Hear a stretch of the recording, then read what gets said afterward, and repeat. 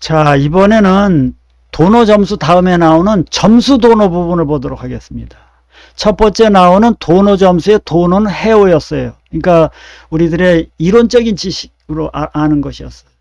그런데 점수 도노에서의 이 뒤에 나오는 이 도노는 우리가 체험하는 것이에요. 징후예요. 왜냐하면 이 경우에 오는 수행의 결과로서 획득되어진 것이기 때문에. 자, 원각경 대소초에서 이런 얘기가 나옵니다. 어떤 얘기냐 하면은 첫째에서 말한 점수 도노에는 두 가지 의미가 있어요. 하나는 먼저 해오를 한 다음에 점수를 하는 것이에요. 점수가 크게 이르렀기 때문에 이때 오라는 것은 징후예요.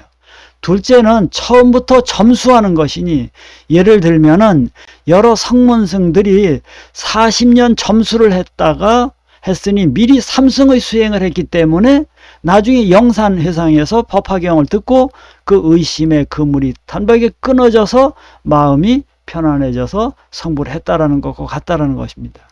그러니까 여기 말하는 점수 도노는 이렇게 점차적인 수행을 자점자점 하다가 나중에 가갖고선 그대들이 결국은 부처와 똑같은 존재였는데 번뇌망상으로 인해서 이렇게 부자유스러운 상태가 됐던 것이다 라는 마지막 이야기를 가서 깨치는 이런 점수, 이런 방법도 있는데, 도노, 점수, 도노 이렇게 간다라는 것이에요. 이때의 오는 해오예요. 이때의 오는 징오이고, 자, 이렇게 해서 점수, 도노. 그러니까 점수, 도노라고 하더라도 결국은 이 앞에 도노가 있고 그런 다음에 점수해야 된다는 것이에요. 이게 비유하자면은 내가 이제 부산을 가려고 마음을 먹으면은 부산이 어디인 줄을 알고 어떻게 가는지에 대한 방법에 대한 것을 확실히 알아야 됩니다. 그런 다음에 그 알을 기반으로 해서 그 알매 기반으로 해야 됩니다. 그 알매 기반으로 해서 수행에 옮겨야 되는 것이에요.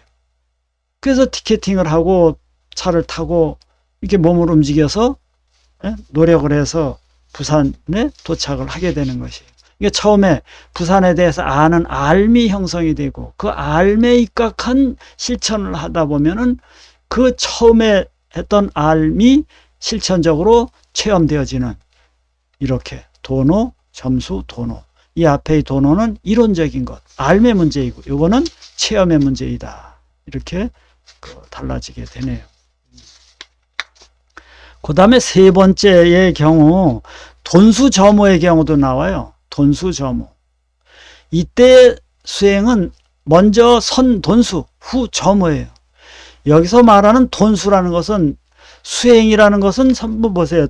수행을 하다라는 것, 제가 어떤 무슨 기수련을 한다든지 자전거 타는 훈련을 한다든지, 수련이라는 것은 시간의 축적과 그 능력이 쌓여져 가는 거거든요. 이건 점차적인 것일 수밖에 없어요. 근데 앞에다 돈자를 붙이면은 단박에 어떤 그 체험이 이루어지는 것은 아니잖아요. 그래서 이때의 돈수라는 것은, 이 돈수 점호라는 말이 나올 때 이때의 돈수라는 것은 실제의 수행이라기보다는 수행에 임하는 마음가짐이나 강력한 집중력을 말하는 것이라는 것입니다. 그 사례를 원각경 대소초에서 규봉중미를 이렇게 말하고 있어요. 활쏘기를 배우는 것과 같다. 이거 오타가 났네요. 같다. 처음에는 화살 시위를 잡아당기고 관역의 중심을 맞추려고 마음을 집중한다는 것입니다. 그러니까 처음부터 관역을 맞추려고 집중하고 거기에 마음을 먹지, 나는 가장자리에 맞추다가 차츰차츰 안을 맞추겠다고 이렇게 마음을 먹지 않는다라는 것입니다. 그래서 그에 대한 사례를 이렇게 설명을 했네요. 먼저 십신의 단계를 발심하지 않고 십지의 지혜를 택하는 것 같아요. 그런데 무수한 날 하염없이 활을 쏟아보면은 처음부터 관역에 맞지는 않거든요. 덜어 그런 수도 있겠지만은 하염없이 수행을 하다 보면은 마침내 점차적으로 관역의 중심으로다가 이제 점점 맞춰져 가게 되는 거죠. 이게 백발백중한다라는 것입니다. 그래서 앞의 비유는 단증을 밝히는 것이고 뒤의 비유는 증성이네요. 단증이네요. 차츰차츰 끊어가는 것이네요. 뒤에 가서는 체험을 완성시키는 것이래요. 해서 돈수저모의 돈수라는 것은 이것은 처음에 수행을 할 때 목표 지점으로 향하는 우리들의 마음 또는 집중을 이야기하는 것이지 수행 자체를 이야기하는 것은 아니다 라고 규봉종밀은 이야기를 하고 있네요. 그래 돈수저모 또 한번 봅시다. 이 경우 돈수는 실제의 수행이 아니라는 것이에요. 수행이 임하는 마음가짐 또는 집중력. 예. 그래서 아래 인용문에서 이런 부호가 있거든요. 이 부호를 전후로 해서 둘로 나누어지는데 전반부를 돈수에 해당하는 것이에요. 후반부는 점오예요. 자, 그럼 읽어봅시다. 비유하면 사람이 거울을 닦는데 한쪽 면을 쉬지 않고 한결같이 모두 다 닦아 마치는 것 같이 조금씩 부분적으로 공들이는 것은 아니에요. 거울 닦을 때 전체를 이렇게 닦지 않습니까? 예. 이것을 돈수라고 표현했던 것이에요. 그런데 이렇게 자꾸 하다 보면은 먼지가 차츰차츰 닦여져서 밝음이 점차로 드러나는 것입니다. 그러니까 점차로 깨끗해지는 거고 점차로 밝아지는 것이랍니다.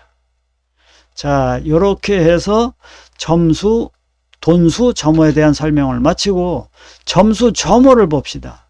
이건 이제 비유를 들어서 말하네. 점수, 차츰차츰 수행을 하다 보니까 차츰차츰 깨치는 것이에요. 조금씩 닦아가다 보니까 조금씩 알아차려져 간다는 것이에요. 비유를 이렇게 들었네. 예를 들면 9층으로 된 누각을 오르는 것처럼 점점 높이 올라가면 올라갈수록 점점 멀리 보인다는 것입니다. 이건 뭐 우리 일상생활에서 많이 경험할 수 있는 것들이에요. 종밀 스님은 신수대사와 그의 문화, 보적 등이 이게 북종들이죠. 수행법을 점수, 점호로 규정하고 있습니다. 그리고 그네들의 수행을 비판하는 것이에요. 이 비판의 표적은 무엇이냐 하면은 목표 설정이 제대로 되어지지 아니한 상태에서 하는 행위라는 것은 이것은 목표에 이루어지지 않는다라는 것입니다.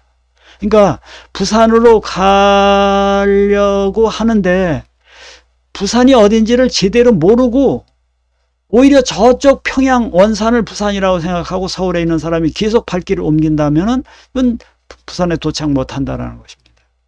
그러니까 목표 설정에 대한 바른 알미 설정되지 아니한 그런 제대로 된 알미 아닌 그런 알미에 의존한 행위는 그 제대로 된 행위가 아니라는 것이에요. 해서 규봉종밀은 당시에 있었던 그 북종 사람들이 우리 인간에게 있는 원천적인 영각진심이라든가 본각진심이라든가 또는 각지 무언가를 알고 알 수 있는 알매 능력이 우리 속에 부처와 똑같은 그런 위대한 능력이 있다라는 거기에는 지식에 대한 능력뿐만 아니라 정서에 대한 능력, 정서라는 것은 무엇이냐 하면은 자비희사의 이런 사무량심이 원천적으로 갖추어졌다라는 것이에요. 자, 그럼 다섯 번째 도노돈수 얘기를 좀 봅시다. 이거는 성철 스님께서 도노돈수를 이야기하시면서 도노점수를 이야기하는 규봉종밀에 대해서 비판을 하게 되었던 것입니다. 그래서 규봉종밀도 도노돈수자이고 규봉종밀을 따르고 있는 고려시대의 보조진울도 도노점수고, 다시 말씀해 규봉종밀이 도노점수이고 규봉종밀을 따르고 있는 고려의 보조진울도 도노점수이다.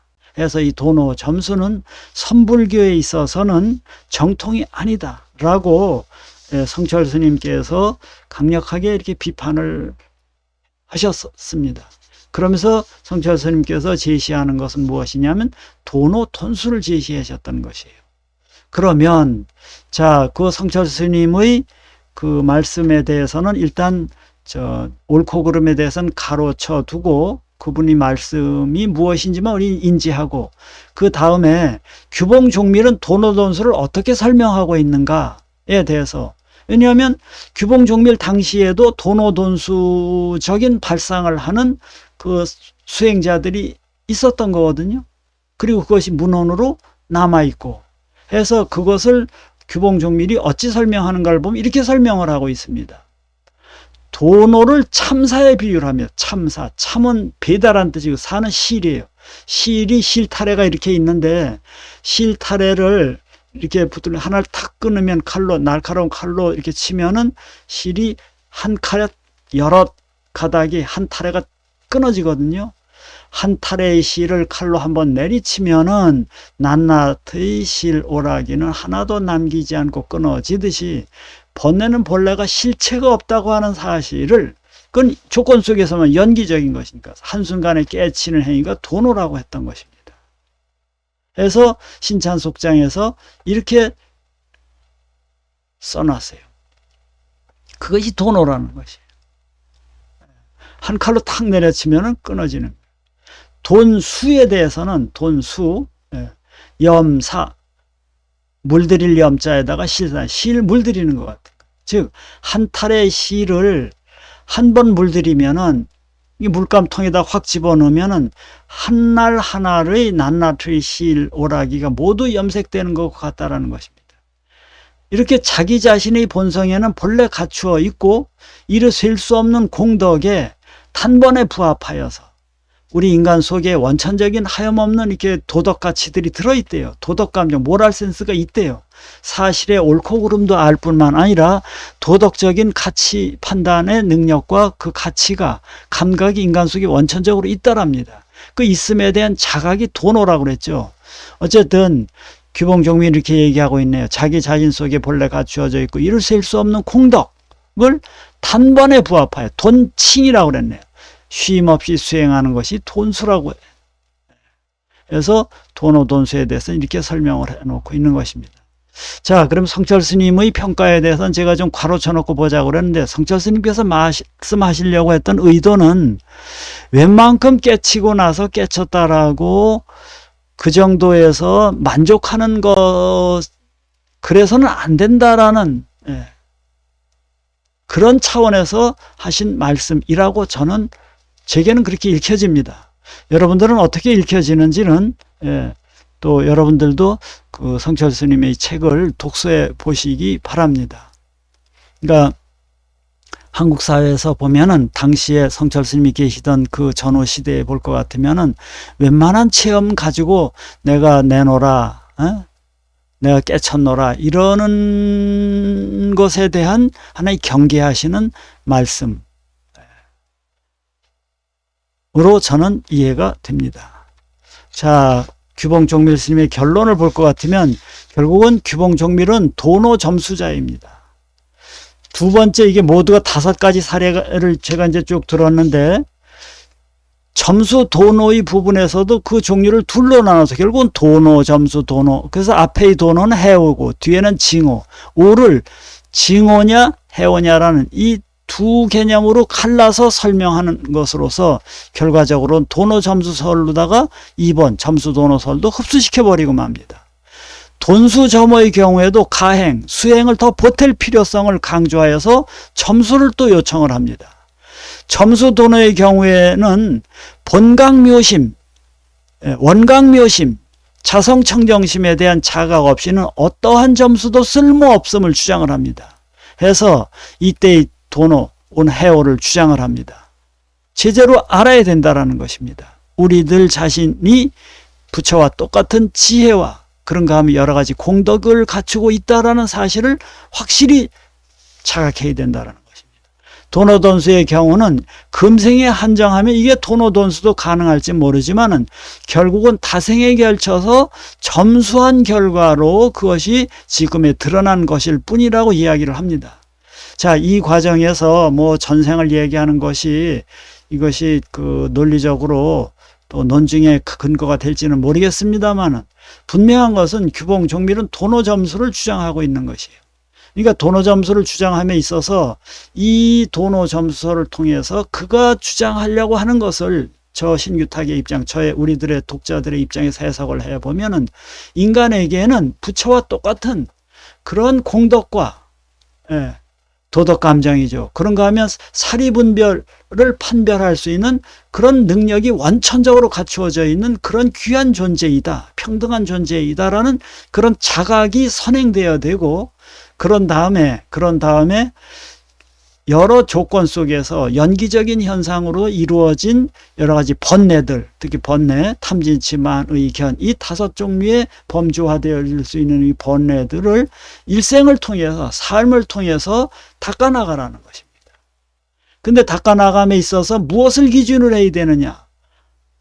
내가 원천적으로 부처와 똑같은 그런 도덕적 지혜의 덕상을 갖추고 있다라는 그런 자기 자각을 가지고 그런 자기 자각에 입각해서 점차적인 삶을 살아가라는 이것이 규봉종밀이 주장하려는 생각이다, 의도다. 저는 그렇게 판단이 됩니다.